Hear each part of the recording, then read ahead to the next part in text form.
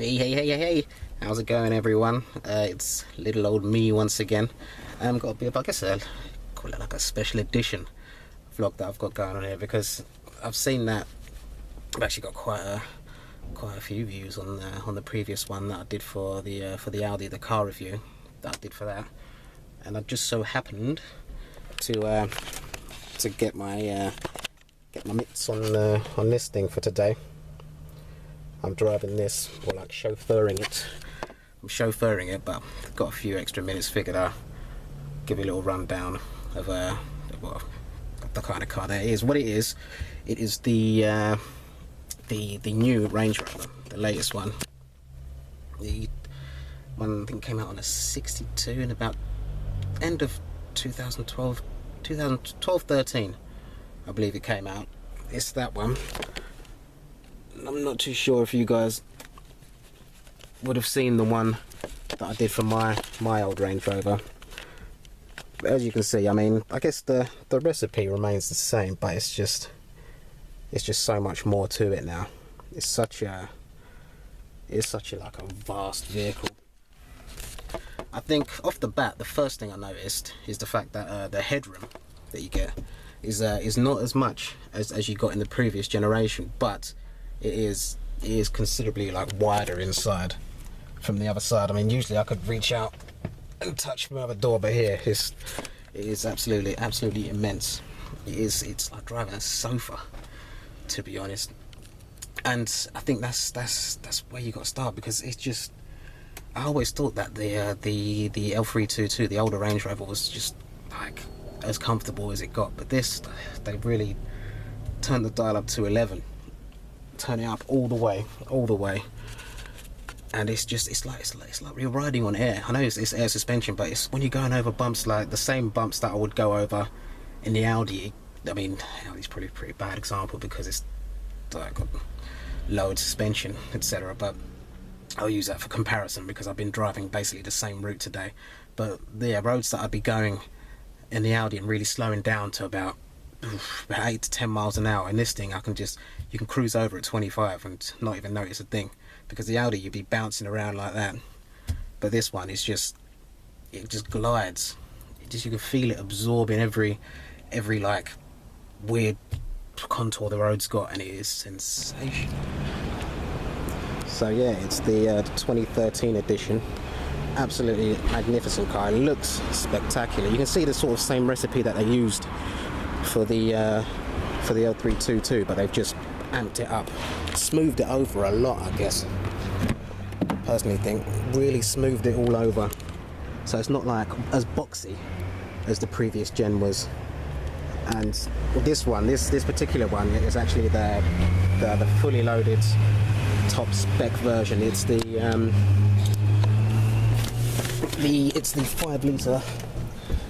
5 litre Supercharged edition, because you can get the 3 litre diesel, the 4.4 diesel. I think there's a hybrid out, but this is the 5 litre petrol engine, which is I guess in itself is absolutely absurd, because I mean you don't need that much power in such a vehicle.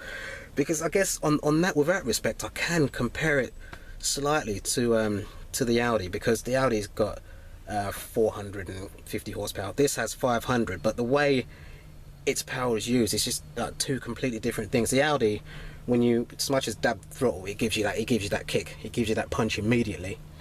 But this is so smooth. It's just like it just pins you back and just wafts you away.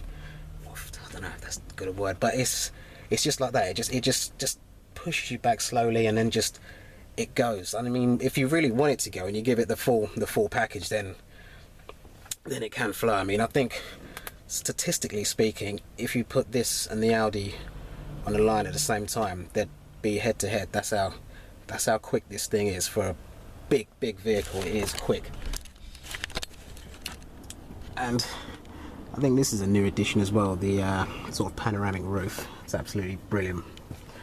Absolutely brilliant. You've literally got everything you can need here. You can actually recline slightly on the rear passenger seats. You'll have all of the dials and whatnot here. And yeah, it really does just have like everything you could even, and yeah, I mean, it really does have like everything you could even think of a car needing, and then some. To be honest, they've really just pushed the boat out all the way out on this one. I mean, it's as you'd probably expect from such a car, it is keyless as well. Just pop that in your pocket, doors will fly open for you. Come in and then you get the car started up.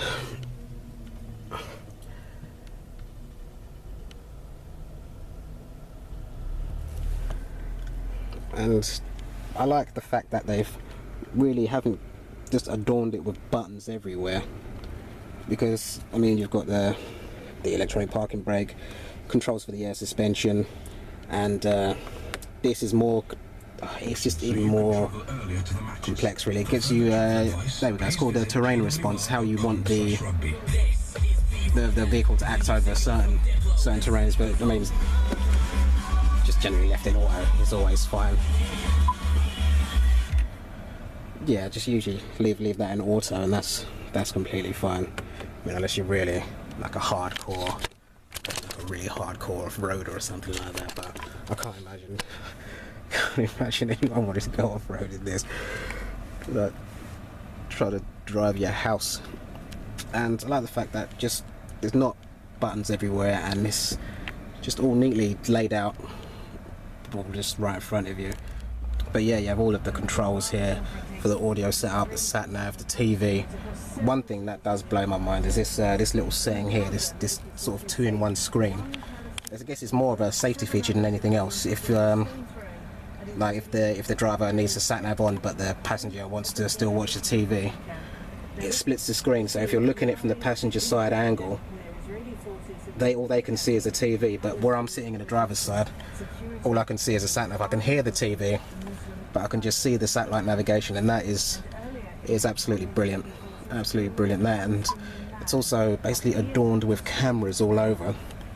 I mean, it's got more cameras than most people's home security systems. Things like the junction view, and you can turn it to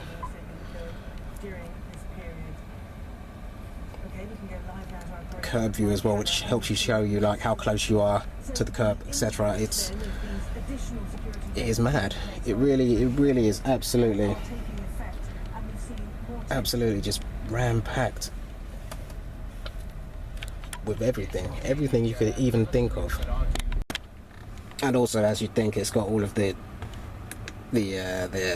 heated seats, the ventilated seats, even massaging seats that you can set to like however long you're driving. So it will turn on 15 minutes after you start the car, and after it's finished its cycle, it will turn back on again.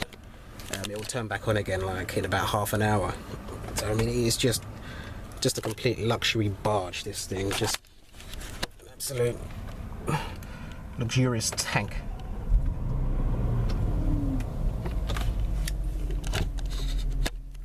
And honestly, I've owned a Range Rover. I've been in quite a few nice cars in S classes, 7 Series, even the Bentley Saloon, the Flying Spur.